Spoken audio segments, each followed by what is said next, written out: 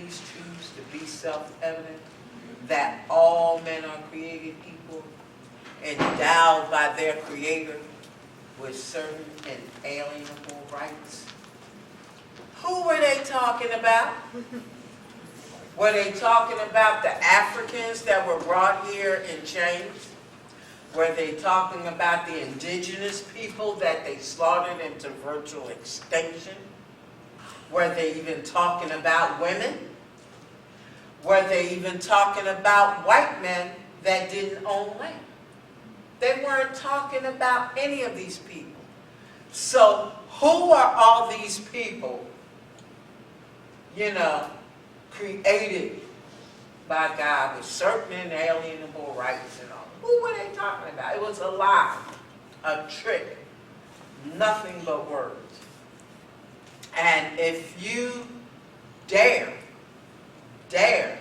to demand that those words be applied, be implemented, then you're an enemy of the government. You're an enemy of the state. You're a terrorist. MOVE rejects that kind of madness, that kind of crazy thinking.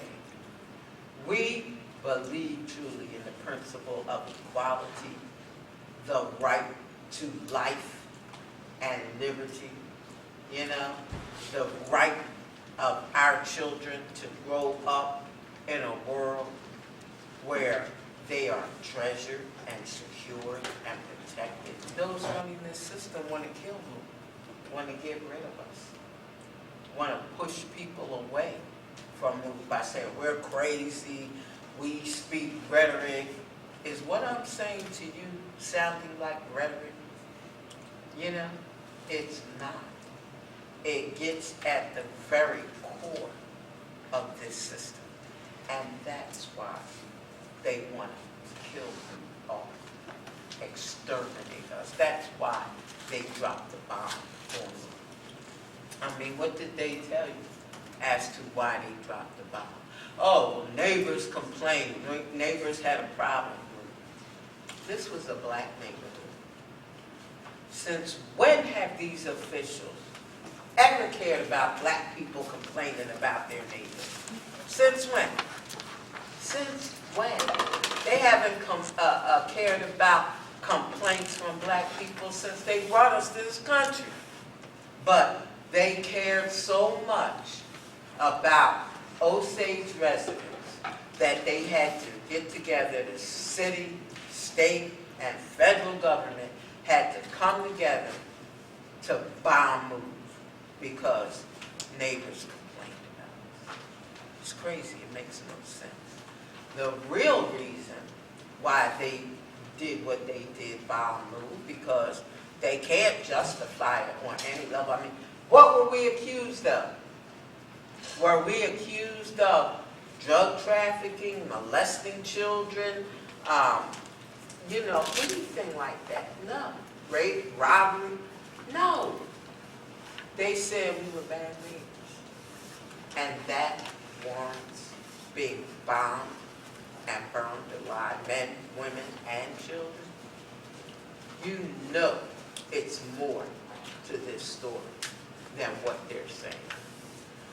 What really put this system on the hot seat is our unrelenting fight for our innocent sisters and brothers known as the MOVE 9. We would not back up. We would not stop. We were exposing the rotten, treacherous stuff that these officials were doing to keep our family in prison despite their innocence. Despite their innocence. And that's why they wanted to get rid of us. They could not shut us up. And over the years, they beat us up. They beat pregnant MOVE women into miscarriage. They killed a 3-week-old MOVE baby. The cops did. Trampled him to death. Took pregnant MOVE women, slammed them belly first right into police wagons, police trucks, and caused miscarriages. I mean, this is what Move was faced with. Being beat up, locked up, brutalized, and murdered. Move finally said, look, we're not taking this. We understand the principle of self-defense. We understand that you are not violent when you defend yourself. That is the law, true law, self-defense. And if you refuse to defend yourself when assaulted, when threatened, when attacked, that's violence, because it's perpetuating violence. It's endorsing violence, encouraging violence, instead of putting an end to it. So Move took a stand. He said, you're not killing any more of our babies, beating us up, in unprovoked attacks, etc. We are going to defend ourselves. And that's when, the government really came after Move, understood that they had a problem. They didn't want Move influencing other people with clear, righteous information like that we got from John Africa. Okay. Our family members, known as the Move 9, they got a sentence of 30 to 100 years. 9 of our family members, 30 to 100 years for the murder of a police officer that the judge and everybody else involved in prosecuting our family they know that our family did not kill Officer James Ramp. They know James Ramp was shot with the bullet traveling on a downward angle. He was standing on street level, facing Move headquarters. Our family members were in the basement of Move headquarters. The cops even admit that. So how the hell could Move have shot James Ramp on a downward angle when he was like 6 feet above them on street level? They know that. Not to mention the fact, and I'm going to wind it up with this, the Move 9 had what's called a bench trial. No jury, just the judge presiding over the trial and making the decision. Now, Move chose that. I see you shaking your head, and I understand why. But Move chose a bench trial because Move people were not going to allow this government, this system, to railroad them into jail and then blame it on the people. Say, well, you had a jury of your peers. It's not the system. The people convicted you. That's full. Because those judges and prosecutors, and sometimes even the defense attorneys, so-called defense attorneys, will sway a trial any way they want. The bottom line is that at the end of the trial of the Move 9, Judge Edwin Malman convicted 9 of my family members, each of them, of murder. Now, James Ramp, Officer James Ramp, was only shot with 1 bullet. He convicted all 9 and sentenced all 9 of my family members to 30-year minimums, 100-year maximum sentences. A day or two later, he went on a radio talk show on WWDB on the Frank Ford Show, who was Lynn Abraham's husband before he died. Mumia Abu-Jamal heard Judge Malman on there, so he called in and he asked Judge Malman one question: who killed Officer James Ramp? Malman's reply was, and I quote, he said, "I haven't the faintest idea." Now, he had just convicted and sentenced 9 of my family members to 30 to 100 years each. And he's saying, I haven't the faintest idea. Whether you're a juror or a judge, in order to convict somebody, you are supposed to be certain beyond any reasonable doubt. I haven't the faintest idea. Do that sound like certainty beyond a reasonable doubt? Sound like he's saying, for sure, I ain't got a clue. You know?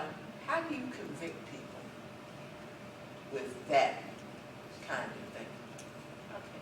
And we're supposed to accept that? No. We've been fighting it ever since our family was attacked and arrested. Not just the trial, but from the day they were arrested. The thing is, their minimum sentences were up in 2008. That was the 30 years. They have been before the parole board 7 or 8 times, each of them already. And the parole board refuses to parole my family members, even though the institutions, most of the institutions, one is just crazy, have recommended our family for parole, you know, have seen the righteous example that moved people set in these prisons. We're not involved in a bunch of jailhouse nonsense, you know. Despite the fact that the people in the prison who are recommending our family members for parole, see them every day, are around them every day, know them much better than some parole board official who comes and interviews them once a year, every 2 years, 3 years. They continue to deny our family parole. And the reasons that they give, they say, refusal to accept responsibility for your offenses. Now, MOVE people have told them for 38 years now that they are innocent, that they didn't commit no offenses. And it's clear, you know. When you're talking about officials of this system that swear that everybody that they put in prison is guilty, and have people sit in prison for decades, 10, 20, 30, 40, over 40 years, only to have to release them when new evidence comes up, DNA evidence, is examined. All different reasons that they have to end up releasing people because they are in fact innocent. They are not guilty of the crime that these people put them in prison for. With a track record like that, and I mean there are hundreds, thousands of people that they have had to release and acknowledge their innocence. With a track record like that, how do they have arrogance to sit back and demand that somebody say they're guilty when they've been telling them that they're not guilty? And the evidence shows that they're not guilty. They demolished MOVE's homes within hours after arresting our family in August of '78. When has it become policy to destroy evidence, to demolish the scene of the crime? They never would have done that if they really believed that MOVE killed the cop. They would have preserved every bit of evidence that they could get their hands on to prove that. So it's, it's so clear. As I said, any fair-minded person with half a brain cell can see it. I mean, they made all this to do about this 2016 election. Man, to hell with that election. I mean, no matter who gets in office, it ain't gonna make things better for us. Change and improving our condition is not going to come from the so-called top down. And I say so-called because ain't no top in my book. It's going to come from the so-called bottom up, from the people. Because, accept it or not, nothing is going to change for us, for the people, until we change it. Nobody can do that work for us. We have to do that work. Just like when you're hungry, the food I eat is not going to fill his stomach. He got to eat for himself. If I'm thirsty, the water I drink is not going to quench her thirst. She has to drink for herself. I can run 20 miles a day, but it ain't going to put no muscle in her leg. You know? Can't nobody go to the bathroom for you. You got to do that for yourself. And so it is with improving and changing our condition, making things right for us. We have to do that. Nobody or nobodies can do that for us. Just won't happen, can't happen. That's why things have degenerated to the state things are in today. Because those running this system have run a con game that trains you to think. You don't have to do anything, just sit back. We'll take care of it for you. We'll run things for you. You know, we'll coordinate your life for you. You don't even know me. You know? You don't even know me.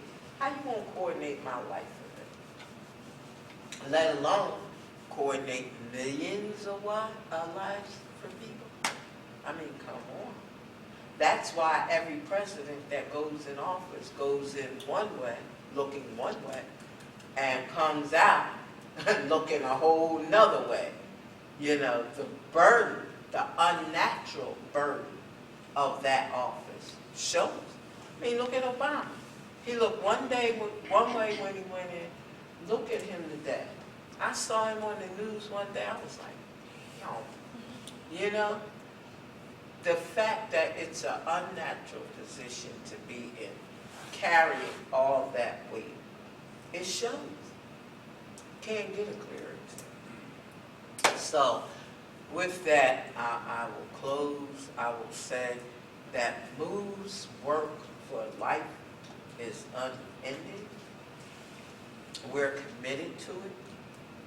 And I will end with long live the Move 9, long live Mumia, Abu Jamal, long live Oscar Lopez Rivera, long live Leonard Peltier, Dr. Matulu Shakur, Sundiata Kohli, long live all freedom fighters, long live Earth First, the Earth Liberation Front, the Animal Liberation Front, the Zapatistas, the Puerto Rican Independentistas. Long live all those who love life enough to fight for it, to put their lives on the line for life. Long live the spirit of resistance. Long live revolution. Long live John Africa. And down with this rotten ass system on the move.